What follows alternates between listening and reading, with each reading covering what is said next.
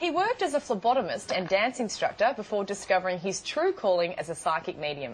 John Edward revolutionised the art of psychic reading by taking it to the stage, and he's been discovering a lot about our studio audience over the past few days. Phlebotomist, by the way, is a person who takes blood. Now, today we're going to find out a little more about him as we welcome John Edward to the circle as our guest host all morning.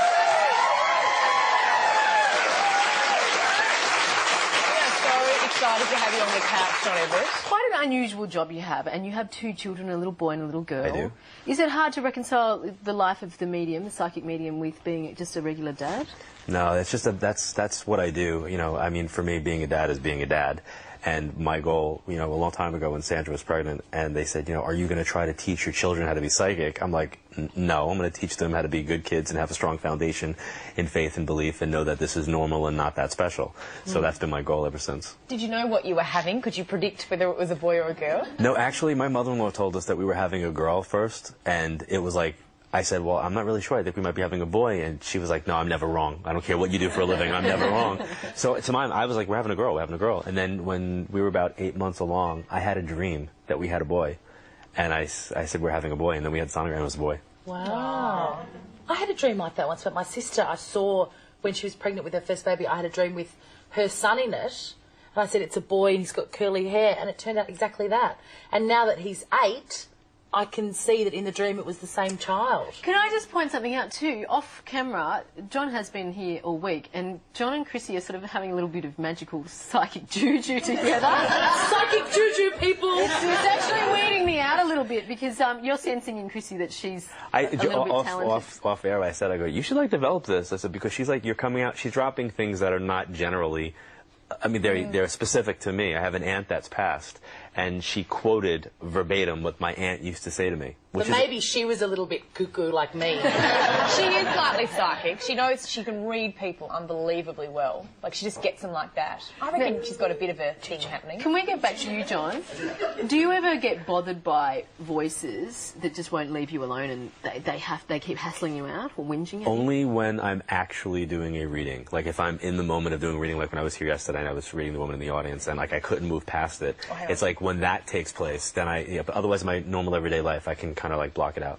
Now, speaking of that, we've had a phenomenal response and feedback to you being on the show in the last 2 days. I've had a great time being here, thank you. And now, yesterday, we had Jennifer. If you weren't watching, we're going to show you a clip. Jennifer was in the audience, and John kept saying to Jennifer, there is a connection to February. Let's take a look at what you said to Jennifer yesterday. Is there somebody there who actually has a connection to February or the second month, their birthday anniversary? You mean the lady in the grey in the short blonde hair? You have a connection to February. What's your connection to February or the second month?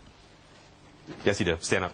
Stand up. Yes, you. Stand up. Now, there's a connection to the month of February or the second of a month. I'm looking at it as being the second month, February. No. Yes, there is. Yes, there is. I'm sorry to be such a pain in the butt, and I promise. Are you positive there is not a... So, John was quite adamant about this, weren't you? You were saying, no, there has to be something. So after the show, John said to Jennifer, come on, you're coming out the back with me. And it was just amazing. We'll show you what happened, but have a look at particularly maybe Jennifer's emotional state and that she's holding a hanky in her hand, that you had a chat with her and all was revealed. Just have a look. What were you thinking while I was speaking to you? It's not me. It's not you.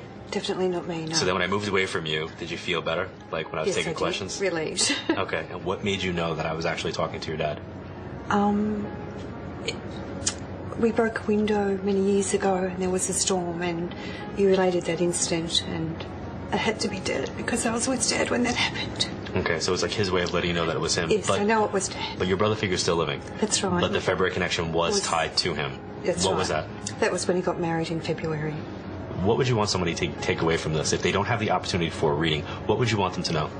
Oh, it's wonderful. Just to reconnect with Dad and know that he's still watching over all of us and that he cares what happens to us.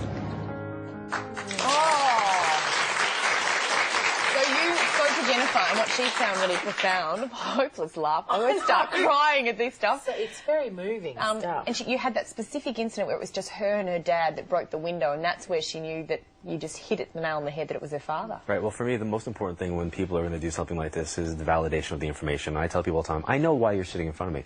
You want to know that your family and friends are okay and that they're with you and that they love you and all the new age stuff that people who do my work get accused of just telling people, which is philosophy. So what I'm saying is that's the foundation upon which I work. Now I have to validate for you that I'm actually talking to them. And that's where it's hard when you're doing something like this, specifically like on TV, and you have like a moment to be able to say it. That's why I wanted to take her off air and just say, let me just kind of explain to you what's taking place, because whether we're doing a TV show or not, it's about your family and friends on the other side knowing that they're okay. Speaking of your TV show, when you're in that circumstance and everybody's listening, does sometimes you hear something or you get a message that you think, this could be weird and embarrassing? Sure.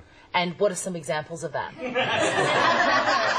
Well, let's see. This wasn't on air, but I had someone who, two sisters came, and one of the sisters brought their husband, and their father had come through, and the father, let's just say he had a little occupation on the side or a hobby where he liked to wear women's clothing. Wow. And the one sister who was the ardent believer, who was saying yes, yes, yes, yes, yes to everything that I was saying, the other sister was sitting there kind of like, rolling her eyes, this wasn't real, and then the father came through with something that only she would know.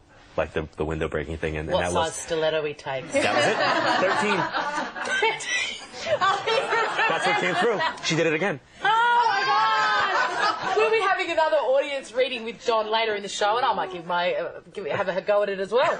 Well, as promised, John Edward is about to talk to our Circle Studio audience for the final time. He's been here from Wednesday. We've had so much wonderful feedback. And thank you guys. This has been an amazing experience. We've loved having you. Now, have you got any questions from our audience that people would like to ask John? Let's go to the lady up the back. I've read in all your books that you've talked about how when people cross over, that there's a lot of things that don't concern them anymore that concern them in this world. What about things like where their wishes weren't honoured, or incidences that happened after they passed?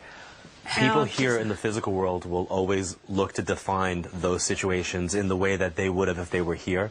But in the 25 years of doing this, I can assure people that they don't care about those things in the same way. Like, my mom, when she was alive, made me promise her, when she was having surgery for lung cancer, that when she woke up, that she would not be on a respirator. Well, not only when she woke up was she on a respirator, but we couldn't get her off the respirator for 2 weeks. So for me, that was a silly promise to make to someone in a situation that I couldn't control. And a lot of times people make promises in life where we can't actually stick to what it is that the person's asking us, and then we're left moving through life with that exact feeling. Do you see why I use the example? Yeah. Okay, does it make sense? Yeah, it does. Is your dad passed? No. Who's the father figure who's passed? My grandfather. Your grandfather, and he must have been like a dad figure for you, and in some respects, you must be thinking that question that you asked me has to do with the older male, but I can assure you that they don't hold on to the judgment that we have here in the physical world. And sometimes I've had situations that are so beautiful that take place where people who have crossed come through and express something that in life they never would have expressed because they were bound by that judgment. Yeah, do you understand that? That was him. That was very much him. Okay, did he throw you out of the house? No, that wasn't him. But if I said to my stepfather did that. Okay. My grandparents took me in. Okay, so if I said to your grandfather wants to bring up the story about being thrown out of the house, you would understand that it's him. Oh no, yes, I know what he's talking about. Okay, he's telling me to bring that up as a validation of what I'm saying for you.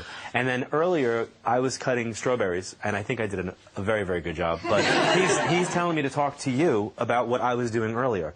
So I don't know if I'm supposed to be referencing strawberries or the rice pudding recipe that they were making, but there's something about that he's showing me the action of what I was doing this. So there's something about that he wants me to bring up, and I don't know. Now, is his wife also passed? Yeah. Okay, and was she there before him? No. He was met by a woman that went before him. So it's a contemporary to him. In other words, like, he has a sister, he has a figure like that. Yeah. That's passed? Yeah. And are you the J or G sounding name, like Janie or Joni? Who is the J name? Either living or past? Oh. Think like your grandfather would think. Who's the connection to him that would be the J? J. And he's telling me to talk about 3 in a family. Somebody's one of 3.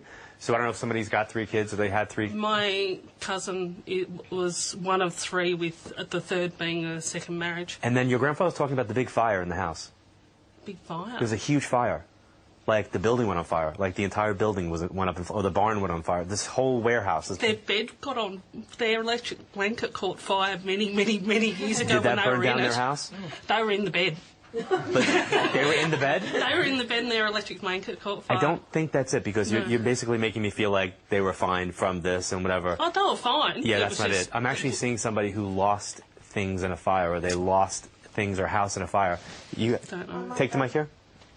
My grandfather died in a house fire. In a house fire. Your grandfather's coming through courtesy of that woman's grandfather, which means there's got to be a J or G connection to your family or in some way. My name's Jade. You're the Jade. Okay. Because the man that's coming through with the uncle, what her grandfather was telling me, that they passed in the fire, and I feel like other people must have gotten out, or somebody had to get out. No one else was in the house.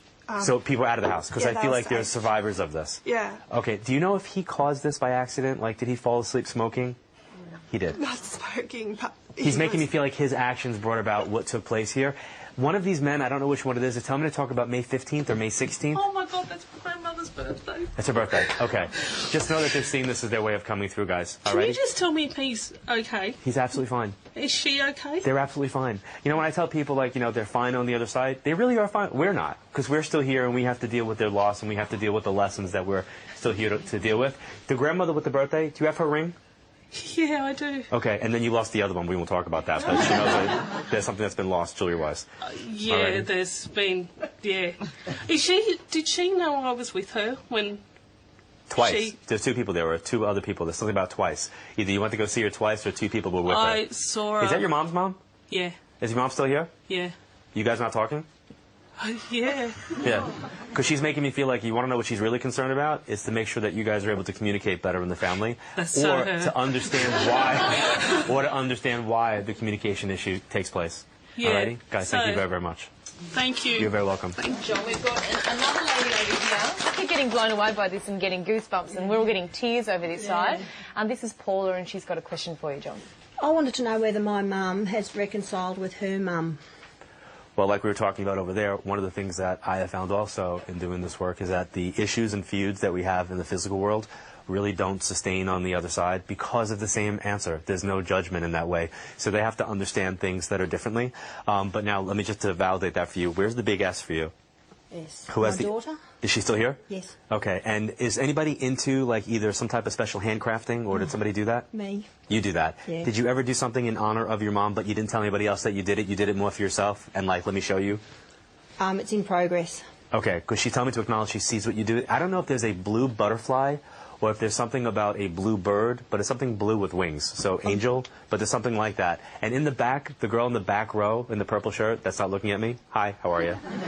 Who's probably thinking, go away. I don't know if your dad's passed, but in that back section, I've got an older male who's coming through back there. But it's an older male energy that's maybe like father, uncle, grandfather. And they're making me feel like there's something about the sign of Aquarius, which the sign of Aquarius would be the end of January into February, either birthday or anniversary. Who did you come with?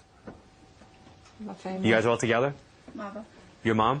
That's her mother. I'm her mother. You're her mom. Where's the Aquarian connection? I'm an Aquarian. You're the Aquarian. So your dad's passed? No. Yes. Yes. Okay. I need to acknowledge your dad being here. And they're telling me to talk about somebody, and this is going to sound really off-the-wall crazy, but I say everything, that somebody wants me to joke about milking the cow. Well, there was a reference about going to a place where they had to milk the cow, and somebody didn't want to do something with the milking of the cow, so they went and did something in a completely different way. Do you know what they're talking about? Do you have any idea what this means? No. Okay. Somebody wants me to bring up milking the cow. But I know this is live television. I'm going to try to be really... I don't think that it wasn't the udder that somebody was grabbing. Sorry. So I know this is live television. Do you understand what they're referring to? Yes, I could drop that and move on? Okay, we're good. Just understand that your family sees this as their way, humorously, of letting you know that they're around as well. Guys, thank you so much for your time.